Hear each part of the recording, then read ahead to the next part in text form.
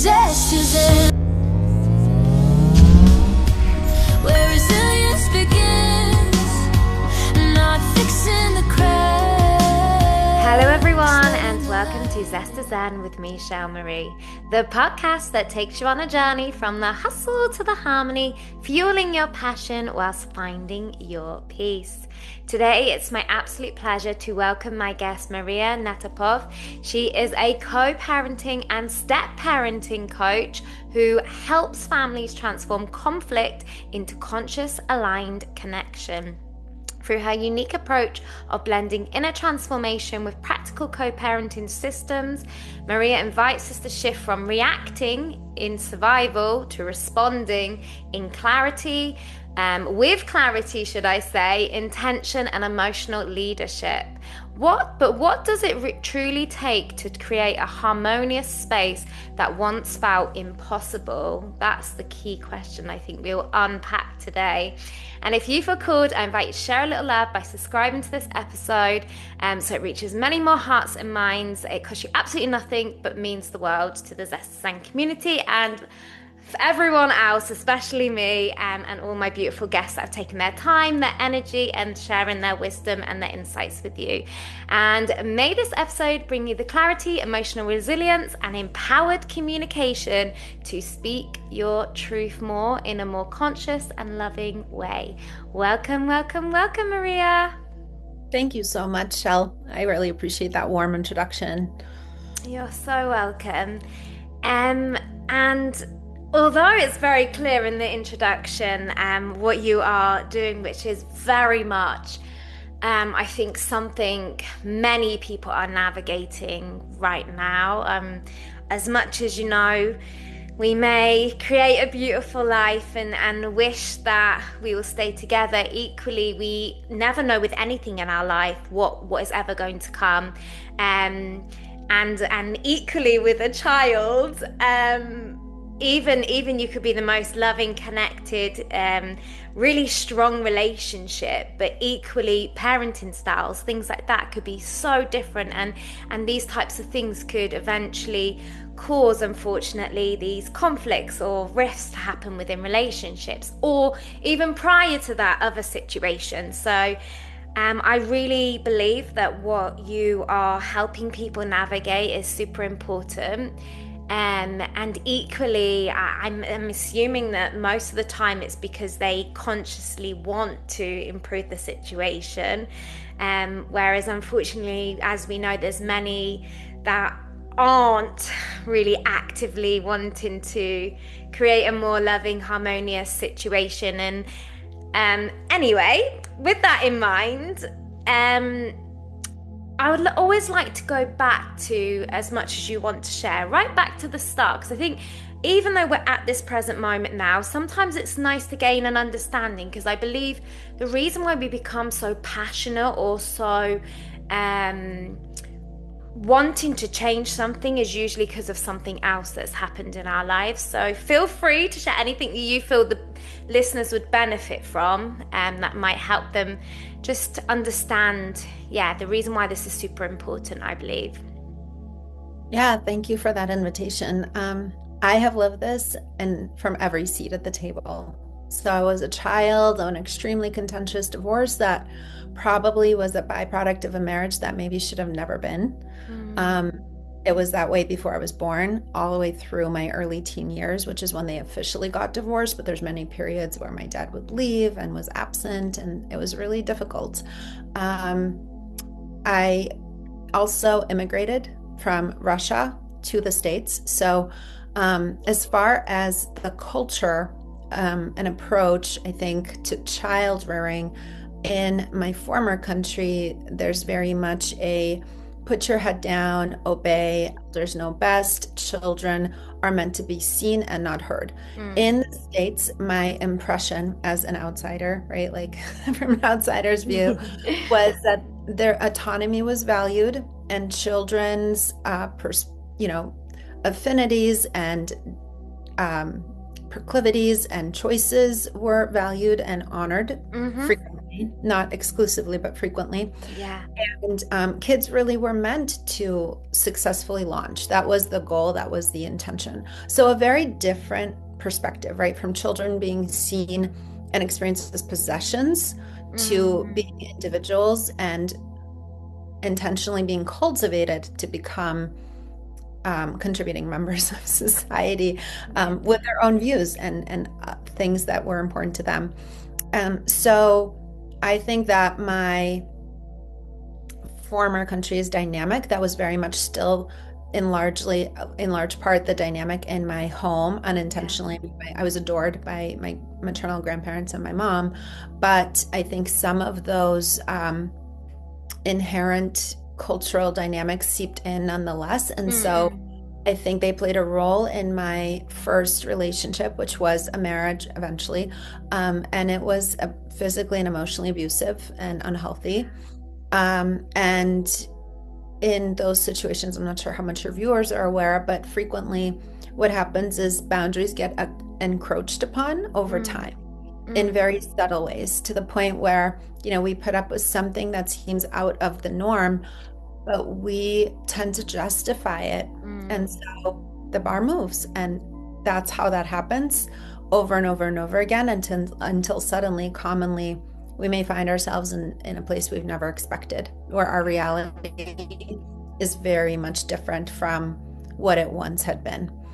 And so it's just an example, because I think that understanding is important, especially if we've ever encountered or know of loved ones or family or friends who may have been in an abusive situation, and then the question frequently comes up of, well, why the heck would you stay? And it's because it's not so clear from the inside that experience, because we form loyalties to the people that we're with, right? There's a reason that we were in that dynamic to begin with, and there's a reason.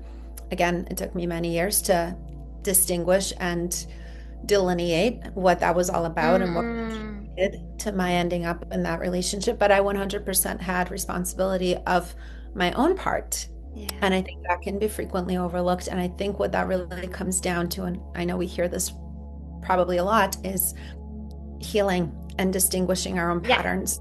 Just because something was happening in our family doesn't necessarily mean it was to our greatest, benefit, perhaps. That there's frequently another way. And again, a lot of times that was just not known or accessible.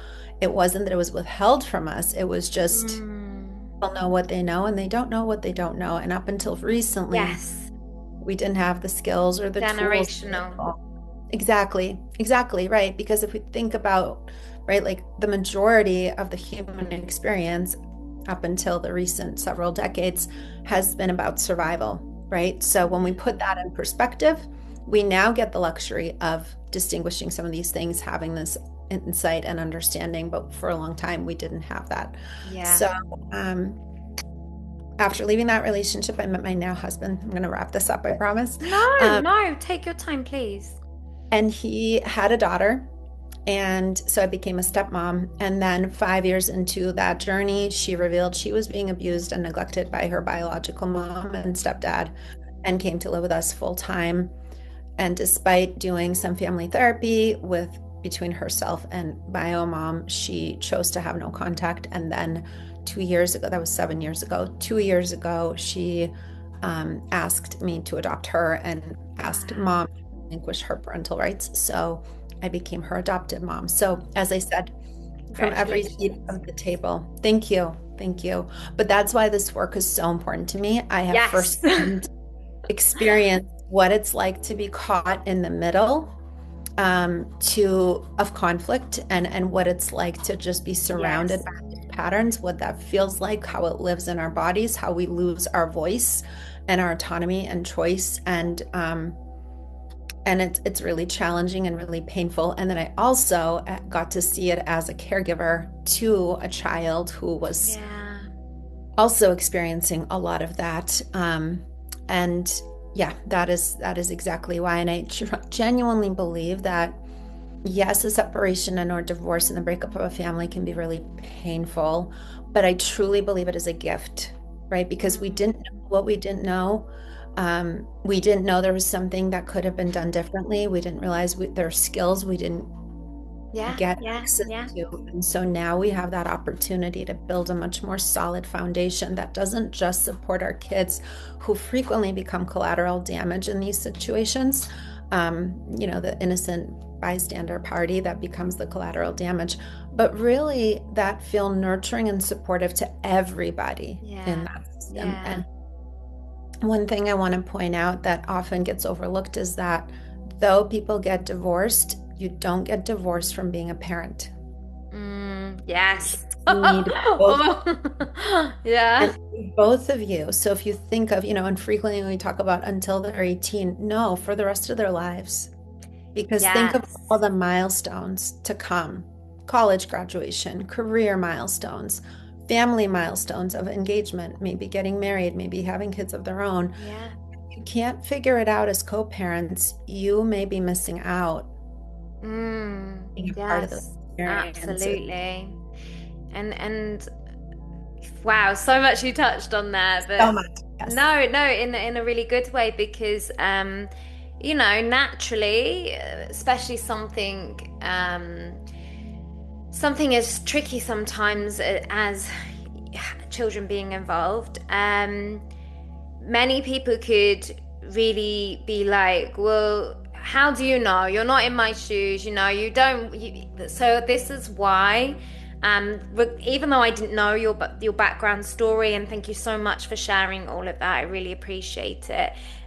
This is why sometimes when, I'm not saying we have everything out, but we equally use our past to strengthen our present moment and future, and not have this shame or this guilt of things around things that have happened to us, but use it for the highest good, and to inspire and to uplift others to know, listen, hey, not saying that we always have to go through it, but I went through it, and this is why I'm showing you that there's a light at the end of that tunnel, and trust me, you can get to that point. And that's why I think it's so important to really set the groundwork sometimes before we then sit and say, oh, I'm a da-da-da-da, and this is what I offer. And I think it'll be really great for you, because sometimes we need to build that level of trust with people. We need to have that kind of understanding and insight. So thank you so much, Maria. Equally, what I really, really, really, really love that you mentioned, because again, we talk about co-parenting. You think co-parenting, you think the father and the mother. No, because eventually the father's going to meet someone else, the mother's going to meet someone else, and you also said that perspective, which I think is super important, because I remember being very young and with an older person, and all of a sudden, he had a son, and I remember being like, whoa, this is too much for me at that time. Like, I'm thinking, like, even down to just him staying at the weekend and little games we'd play, and then all of a sudden they'd be all kind of made into something so much more than they were. So we have to consider from all different aspects. So I really, really appreciate you mentioning that. Thank you so much. So thinking about that, because I know a big thing that you talk about is emotional triggers and reacting, and not being reactive, responding. And yes, I believe what you're going to share, and I know there's so much more of a stronger emotional response when it's, your little baby, or, someone you deeply care about and love. But as much as we learn, and the pause, and the breathe, and don't respond straight away, sometimes some people just want to be at you right here, right now. They don't want to be waiting. So I would just love to know, again, I don't believe there's a one answer, but what kind of advice could you offer for that? Because I think that's something we all could keep improving on. Absolutely. So first of all, Shel, I really want to acknowledge and appreciate for a moment that essentially what I heard you pointing to just now in this question is the layers, right? Like all the layers that frequently get missed because there's a lot going on, even though we like to focus on just the pause, just breathe, just don't respond. But no, first you have to recognize I'm getting triggered. I'm feeling a certain kind of way. Maybe even before anything actually occurs, just in the subject matter. It's sensitive topic, right? It maybe has to do with my kids. Maybe it has to do with the divorce. By the way, just for a moment, there's so many strong emotions that come with the notion of, oh my gosh, I have to separate or get divorced. I never envisioned this for myself. What does this mean about me? What does this mean about my identity? And I want to remind everybody, making that choice is courageous. Choosing to be true to yourself is courageous. It doesn't really matter what the reason is, whether there's what we like to deem as like good reasons and bad reasons. No, that doesn't exist. There's just reasons. Whatever your reason is, you being true to yourself is incredible and brave and powerful, not only for yourself, because you only get one life and it's your responsibility and duty to honor yourself in it to the best of your ability. That is now the precedent you get to set for your kids. So all that nonsense of I have to, and these people are telling me, and blah, blah, blah. No, nobody gets to choose for you what's right for you. Full stop, mic drop. Let's just honor that for a moment. Just honor that for one moment. And now back to triggers and what our body does. Again, to this point of, I love to unpack the societal conditioning around this. We get told all the time certain behaviors are acceptable and unacceptable, emotions are good and emotions are bad.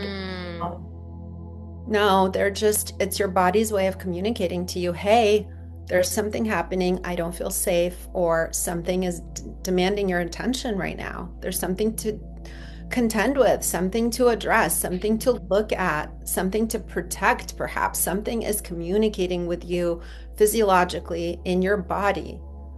That's all that's happening, right? So no, it's not bad. So can we just obliterate the shame and guilt around this, or at least attempt to, right? Like at least from the perspective of how we look at this in society. Can we stop judging? Can we just recognize we're a human being having a human response? We are beings first. Being. Literally being. Right. And it's so easy to forget. I really needed to hear that today because, when I'm not to interrupt you, I want you to please continue. When I'm particularly, as we know, not just saying females, but there's times of the month and things like that where we are, not everyone, but I'm very emotional and I get so irritated with myself and so annoyed and so like, and again, it's not putting blame somewhere else, but the moment I kind of, went down the rabbit hole of spirituality and the high vibrations and low vibrations, etc., and even though I'm conscious of it and I know it's a release and I always feel like incredible afterwards, there's still this, and it's something that, is ongoing. It's never a tick and done, but there's still something that every time I cry too much, I'm like, really like the negativity, the intrusive thoughts are really unkind. And I think that's because I was so sensitive. Again, I'm just me, but I was classed as so sensitive growing up that I almost, like, now I had a period of time where it was my bravery for not crying anymore, being strong. And so now I'm allowing that to come back and knowing that, it needs to be in and out. But I hear those, because it's a lot of programming from years and years and years. I hear them come in and they're so horrible and strong. And I just felt like, I always feel like there's a reason why we mention what we mention. And I think being vulnerable and expressing it can maybe help someone else as well. So I don't know why, but I just felt like that was really important to mention. It is extremely important. And thank you for vulnerably sharing that. And I think to your point, the more, sometimes it feels like everybody wants to have these conversations, like all buttoned up, wrapped up with a bow, make it all pretty and comfortable. No, like, again, I think we just really have to dismantle that BS, pardon my language. Because there's nothing that's the point, is it's not comfortable. But again, it's calling attention to something that is demanding like something needs to be done, right? Like there's a need to be met, or there's something to look at or something to understand. Our emotions are our barometer for what we are needing that is requiring some deeper space for us to hold. And what's powerful too that frequently people don't know is when we have the courage to just sit with the bad emotion, and again, those tend to be anger, sadness, feeling down, feeling frustrated, any version of that. What's powerful is if we actually sit, God bless you, if we actually acknowledge it and just can be with it, it will feel uncomfortable. There's a piece of it that requires distress tolerance, which just like any other muscle, right? Like the more you do it, the better you get at it. But when we sit with it, what's powerful is actually that emotion lifts, and now we get to what's important underneath it. Yeah. But it doesn't happen if we actually want to like run away from it or shove it down or pretend it doesn't exist. Actually, I used to explain to my daughter, our emotions are like little people. So what do we know about people historically? They revolt, right? When they're feeling oppressed, feeling shoved to the side, that they don't matter, eventually they join together and they revolt, and it becomes like a massive explosion. So you don't get to choose when you deal with the hard, or sorry, you don't get to choose whether or not you deal with the hard, but you get to choose when to deal with it. So you can start doing this work now and building those muscles, or it frequently will happen at the worst possible time, most opportune time. And wreak havoc on your life. And we've seen this time and time again, either in a professional setting where it's just the straw that broke the camel's back, or it's some large. And everyone's like, what's the matter with her, you know? Right? Yes. Because I think we have I won't, please continue, but I think we have our happy medium, and we love that like there's you know, I love being happy, positive, and so then I really, that's why I think I'm super hard on myself when I do it for too long, where I'm like, oh my gosh, it's almost like an out of body experience of like, you're crying again, you know?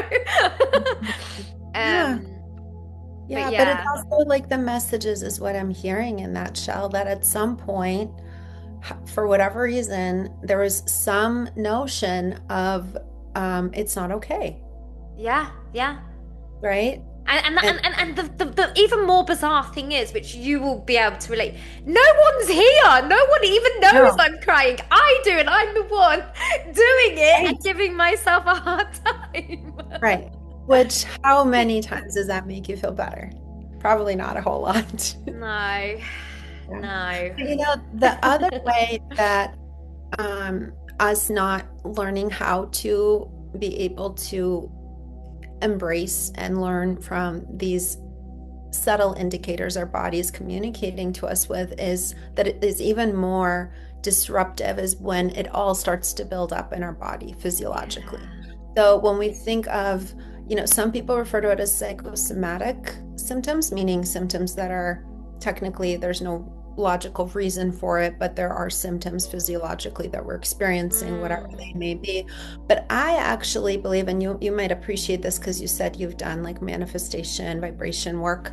Everything is energy. Everything starts off as energy. The more we ignore it, the more it starts to demand our attention. So if we stop paying attention, it's gonna turn into something that we can no longer ignore. So again, I'm gonna learn to love my crying. I mean, right? Like, what is there? What's there underneath that? Or is it just a physiological release? That's another piece. Sometimes we think of our emotions as only things to think about, right? We can think our way through them or out of them, but really some of it is energy that just needs to be released, which is why some people have intensive exercise, others like going outside or going for a walk or a shower or grounding their feet, standing on bare grass, whatever your thing is, remembering, right? Like it is a total body experience. It's not just all up here. Absolutely, beautifully. Thank you so much for sharing that. And it's funny that you should say that because actually now when I reflect on it, if I, not saying it is diminishing it, but if I run a hot bath, I don't feel like crying anymore. Yeah. I'm like, so yeah, it's like my body's been given that comfort, that Right. whatever it is that it needs. So yeah, that was really powerful. Thank you for mentioning that. Yes. And then, what season am I in? What's happening? And am I under more stress? Am I carrying Yes. a child, right? There's all kinds of hormonal things that come, or Yes. different for women especially, right? That there's perimenopause and menopause, all kinds of things. So again, can I notice this and observe it, and then Yeah. and just lean in with curiosity? And I think sometimes, like, and I know this, but I think sometimes it's when you care so much about something that it's not always I'm sad. I just have this overwhelming love sometimes, or say something in my environment, or the way someone's spoken, or anything, whatever the outcome. I feel like sometimes it's because I care so deeply about it.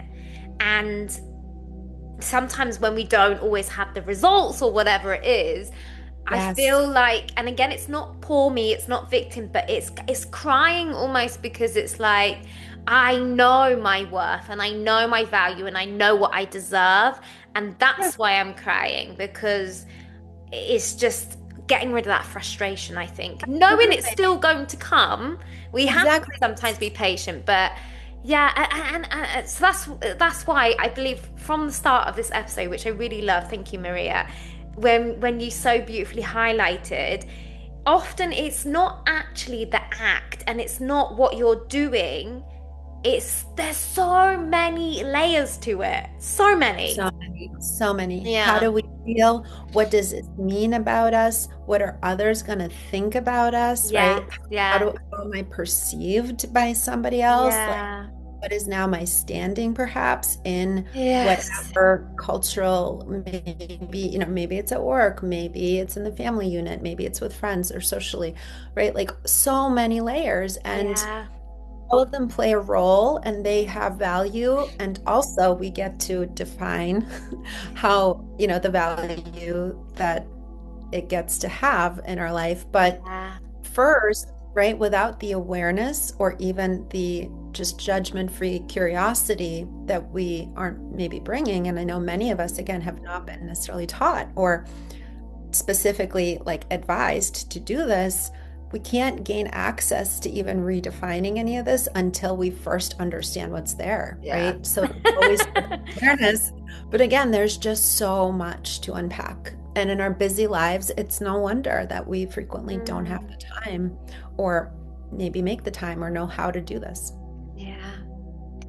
Thank you so much, Maria. And what I really love is that this can be applied to anything. I know we haven't gone off topic, but we've slightly, in a way, but I believe that's why I love these, or, these just authentic unfoldings, because, someone thinks that they're just coming on to listen to this, but there's something for everybody, I believe. And everything can apply to everything anyway. We're still in contact with children, with people in all different situations. But equally, obviously, I want to really celebrate you and what you're doing, and help the viewers, particularly navigating co-parenting, or just even if, say one person would really like to find out more about this, and obviously they can reach out to you, but the other person, because that's the other thing is, it's okay. I can't, do you know what I'm just thinking about? I can't even imagine like how much you change people's lives, and probably the A to the B to the C to the A again to the, like, I just can imagine it's such a unfolding continuously with you and your clients.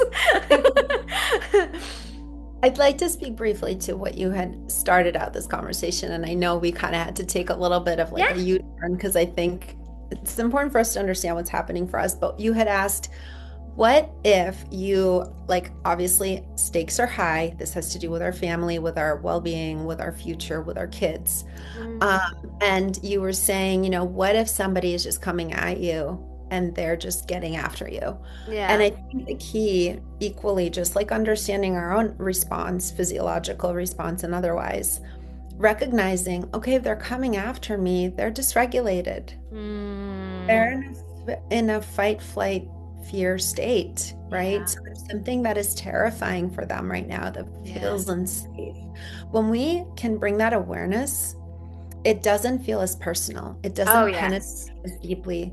And we can show up with compassion for that moment. And we can lean in with curiosity to better understand what is it that's freaking them out so much. When we bring that, there's also mirror neurons, which basically means that, as human beings, we are wired for connection.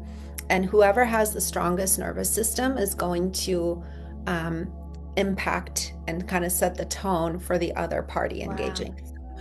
If you can learn how to stay strongly grounded in a calm state, even if somebody is dysregulated, you don't get hooked into their power struggle and into their chaos. You can keep them connected to you so their chaos simmers down and they can lower Yes. their temperature. Right? And because here's the thing, so what we know from the hand model of the brain, this is our amygdala, which is responsible for our fight, flight, fear response. And this is our cerebral cortex, which is where executive functioning lives. Now, our executive functioning, you may or may not be familiar, is where our time management is. It's our strategic thinking, logical thinking, cause and effect, creative problem solving, all of that lives here. Comparatively, this one is more primitive mind, been around longer, and is sturdier. So imagine if we're talking about materials, it's like brick or stone. This one is a lot newer from a developmental, like, longevity perspective. So think of it as like sticks. So, as you can imagine, right, one material is stronger than the other. And what happens is this one overrides because since it's the survival response, right, our survival is of primary importance, right? So this one goes offline. They can't be online at the same time. Oh, wow. So we're either in fight or flight, or we are in our calm state, which gives us access to all of that higher functioning.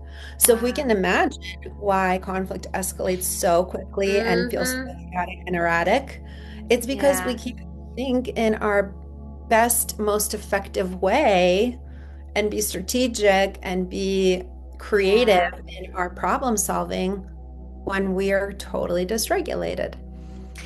So when we can have that compassion we bring to the space with another, that also goes a long way. And then we have an opportunity to set the tone for how the remainder of that conversation goes. Wow. And what straight away came to mind was a really powerful visual, and what people, whether they're conscious or unconscious of it, say of adding fuel to the fire. Yes, And literally. literally, you can 100% see how that makes complete sense. And equally, I also believe the word I think you used, if you can, I hope I used the right word, say strong, or you used a really strong word. And I believe that sometimes with certain interactions. And even when you sometimes in that moment need to stay in your grounded, your essence, or whatever we want to call it. And equally, sometimes you need to go and release it afterwards as well, because just because you stayed regulated and grounded in that moment, equally sometimes it can be quite a lot coming at you as well. Absolutely. Yes. So there's a piece about energy absorption, but I would also love to take this opportunity to distinguish between performing peace and living peace. Beautiful. Yes. I think so many of us fall into this trap where we think, oh, I'm going to stay calm. And what we think of is this rigid shell of, okay, I can't have big emotions. My face is going to do this. I'm going to use this tone. I'm going to say these words. And, you know, I guess it has its place, but are you being true to yourself? That's how you exhaust yourself. You set Yes, yourself yes. It's passive like a aggressive. mask. Yeah. It's totally a It's mask. just another mask. Instead of the mask moving and yelling back, instead you're kind of almost, which could trigger people even more when you're being Yes, almost like because they you're can see like, blanking them. yeah, Yeah. like you're Because manipulating them. energy is contagious, so they'll know the difference between someone who is generally staying calm and like what you say, that's an energy thing that will regulate, whereas it won't regulate if you're just, Exactly. yeah, Exactly. it will be felt like a It wall. will be felt. It will be Yeah, felt by the other person, and it will be felt by your kids. yeah. So kids are always watching, and everything they see you do becomes a blueprint for how they navigate. Absolutely, yeah. So yeah, it's just to your point, you know, one has an opportunity to truly diffuse conflict because you're bringing your authenticity and you're grounded in your integrity, your values, you know, who you're Mm, claiming to be. The other is performative, and to your point, Shell, it's still all simmering under the surface and energy is felt. So essentially, the conflict is still there, which feels absolutely. unsafe to the other person. Um, Yeah, wow, Maria. yeah. So actually, if anyone is leaving a situation like that and feeling like they need to go and, release or whatever, that will be your clue, if you like, that actually I thought I was being calm and grounded. And again, it's not in a judgment, but actually I Right. have absorbed, because actually even just speaking to you now, and I believe you have this very calming, grounded presence. So it it doesn't mean that you just don't respond to the person, you don't engage with them. It could be where you just say like, no, I hear what you're saying, I'm just taking a moment to process it. Like that's very much more grounded, not having an argument back. Whereas, if that person wants a response now and you're just, then you can Yes, imagine how that would really really yeah, add more fuel to the fire. So exactly. And that's really powerful when we start to recognize the role we're playing and not playing. And again, to your point, Shell, no judgment. We're all on a learning curve here, right? As human beings, yeah, yes, it takes we have to build those muscles. yeah. But I think to your point, that's the opportunity is how can we step into our own leadership? And this is irrelevant Mm, of what the other party is doing. yeah, yeah. Because we don't need their buy-in. They can be going crazy, blowing up, it doesn't matter. We still have an opportunity to respond differently and be true to ourselves in that moment and show up how we want to show up. Absolutely. And I think going back to what we originally talked about and what you specialize in, of the co-parenting, I think in an ideal world, again, we would love to have these conversations without those little ears, and, but they know what's going on. They can feel energy. They know what tension feels like in the room. They know even if it's, oh, mummy and daddy are going to have a talk right now. They know these things. So obviously sometimes they are present. And so, as you so beautifully, beautifully, beautifully highlighted, we want to change these. I know these weren't your exact words, but we want to change these generational patterns. We want to change a new blueprint for our children. You have to show them. You can say as much as you want of, no, mummy wasn't sad. If mummy's looking sad, she's sad. Right. Well, and to your point, actually, that feels like gaslighting because now they stop trusting their instincts. Yes, yes. So So, yeah, so obviously, ideally, we would love adult conversations to be adult conversations, but equally, little people, you never know when they're around what they can hear or anything. So yes, so even more so in those situations where there may be a little tense or things like that. How does it look again to potentially, like, how is that beautiful, precious gift of yours, seeing how mummy handles a situation like that, or who, whatever it is. Obviously, we're just talking because there's two females, not saying it's always mummy and daddy's the bad Right. one. I'm just saying because the two females speaking right now. We get to choose when we need that break, when we need that pause, when we need to disengage. Yeah. It doesn't mean we're shutting it down forever. We can say, let me get back to you. I need a little time, but I just want to sit with this, but let me get back to you on that. Absolutely. Or, if our kids did overhear something, it's not about perfection. It's about presence, and it's about repair as well, right? So maybe we misstepped, maybe we lost our cool, maybe we said something we regret. How can we take ownership? How can we, and not just like, I'm sorry, but like understanding and naming the impact on other people, maybe family overall, etc. And what can we suggest to put in place so that doesn't happen again? Right? Everything is really about the structure. What is our default? What are we doing to prevent it? Because you can sit and hope and pray, but that's not an effective way to really ensure that you are creating peace that you're saying you want to for your family, for your kids, for yourself. So what is it that you're putting in place, and what is the structure? And that's really where the work that I do lives, is in that structure. It's not about perfection, and it's not about prescription, meaning it's not about like a therapist telling you or somebody telling you this is what you need to do.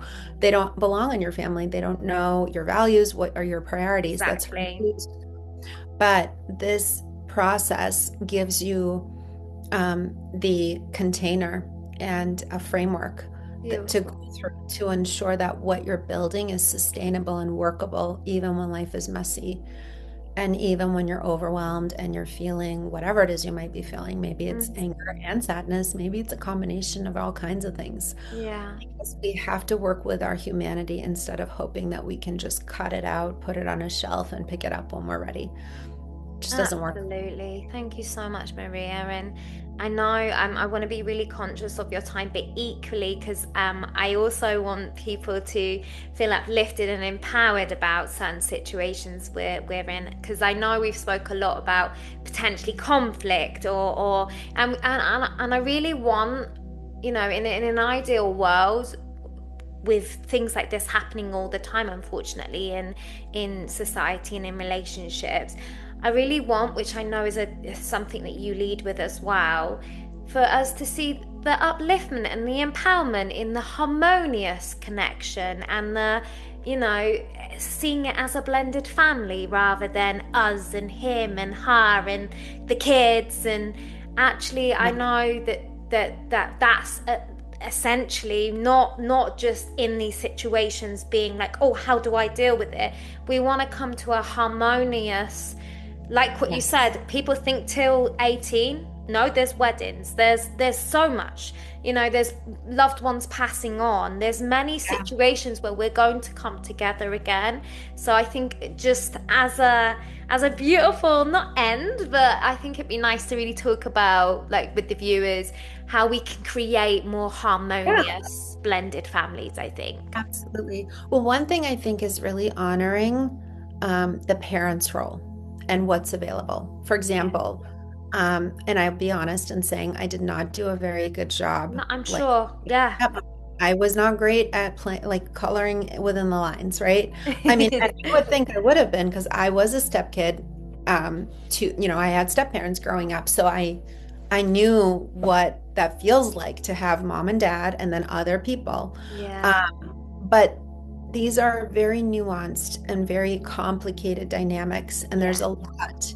And I'll tell you, from being a former stepmom, it also sometimes feels like you're just painted into a corner. Like, no matter what you do, you're wrong.